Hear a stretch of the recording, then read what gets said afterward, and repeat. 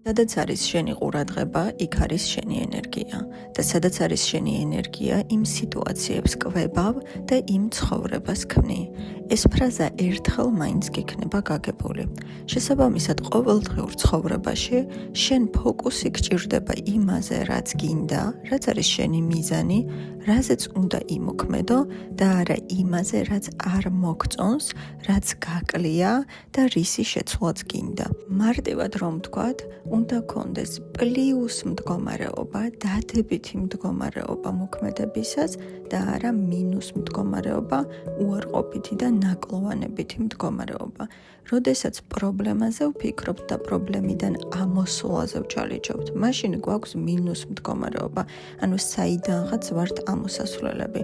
ხოლო როცა მიზანზე ვფიქრობთ, არა ნაკლოვანებიდან, არამედ აღტაცებული და ინსპირირებული მდგომარეობიდან, მაშინ გვაქვს პლუს მდგომარეობა, ვგრძნობთ სისავსეს, მოტივაციას, ენთუზიაზმს და ენერგიას. არ ვართ გაჭირვებულ მდგომარეობაში, არ ვართ საიდანღაც გამოსასვლელ სიტუაციაში, ხო?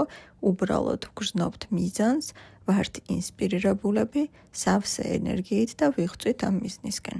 გადახედე შენს მიზნებს და დააიდენტიფიცირე, რომელთან მიმართებით იყავი მინუს მდგომარეობაში და რომელთან პლუსში.